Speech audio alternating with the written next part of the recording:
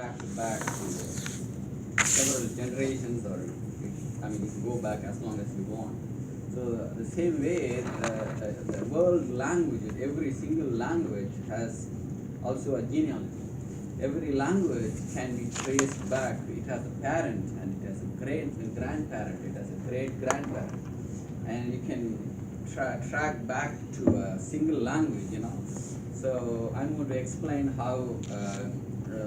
how it all started and how they founded all these things. So basically, when the British was ruling India, India was one of the colonies of the Britons. So back in 1700s, so 17 to be precise, 1786. The British Queen, she appointed a scholar, linguistic scholar. His name is Sir William Jones. So the purpose is, she said, okay, we want to learn the language of India, so we can better manage them. So we can learn better about those native people. So why don't you go and learn the language of India? So they appointed a person named Sir William Jones. So he went and studied the language of India. It's called Sanskrit. So basically, Sanskrit. So this is the parent language of most of the Northern Indian languages. So from this, right now, the current languages, Hindi, we have like Bengali and Punjabi, there is Kashmiri, and there are a list of languages there. So they appointed a guy to learn the language Sanskrit. So he's already a scholar. He knows a lot of languages, including the European language. Basically, he's a scholar of Greek and Latin. So this is a separate language, and this is another language. So these two are the basically parents of all the European languages: English, French, German, Russian.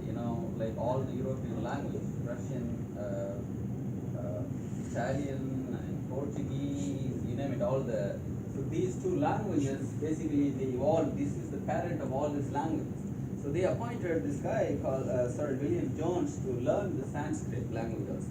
So he learned it, and then what he found was surprising, because what he found was a lot of common connection between these two languages.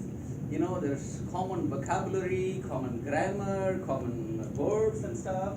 So basically, he found that there's a clear connection between these two languages.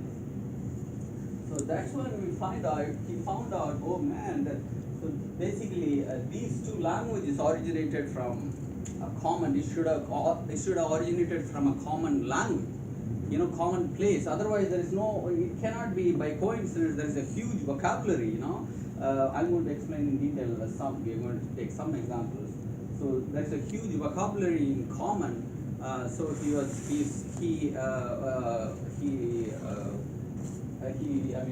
made a decision. So they all would have come from a common language, and then he named it PIE.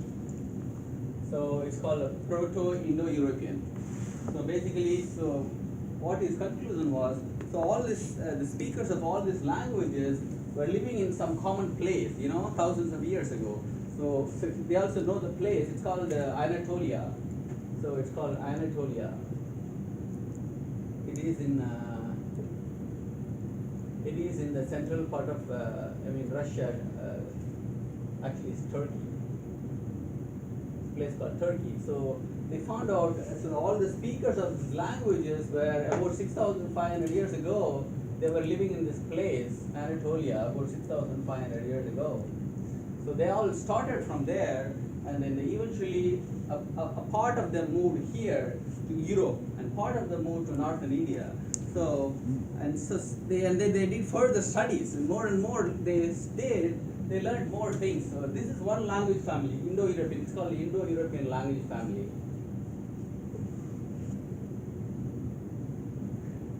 And they found there are more and more families, Sino-Tibetan, there's a language family called Sino-Tibetan. And there's another family called Afro-Asiatic. Mongolic, and so they found out all this language. There are about currently known 7,500 languages, which are basically spoken and either spoken or extinct. Currently known languages. A lot of them are extinct, no longer used, and a lot of them are still being used. So 7,500 languages. They are all could be categorized into 15 to 20 language families. So they found out, so all these people were like, they started in a common place and then they branched out, So and then they further found out this could be this PAE and this Sino-Tibetan, they could be common. There are some common place, Taken the grandfather and then go to another place, grandfather. So they found out there's common people. They were like about 50 to 70,000 years ago. All the human beings started in Africa. That's been a common place, That's where they were all talking in the same language, and then they branched out, and then they branched out, and they branched out. So that's how they found out all the human beings started in a common place in Africa. So I'm going to tell you some examples. I'm running out of time. So how they found out, and even though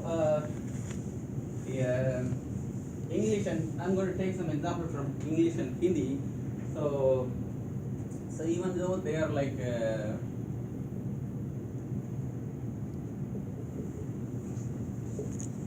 same way you can in any language family, if you go dig further, you find a huge match. I'm just taking Hindi and English because I know I'm talking English. So for instance, there are few. I'm going to take some sample words. Let's say din, actually day. In English it's day, and in Hindi it's din. In English it's thank you,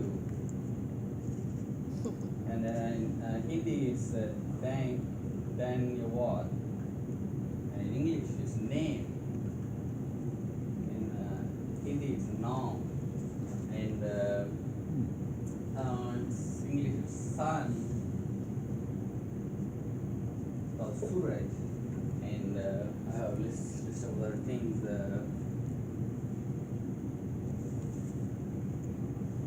So like hand, it's hot.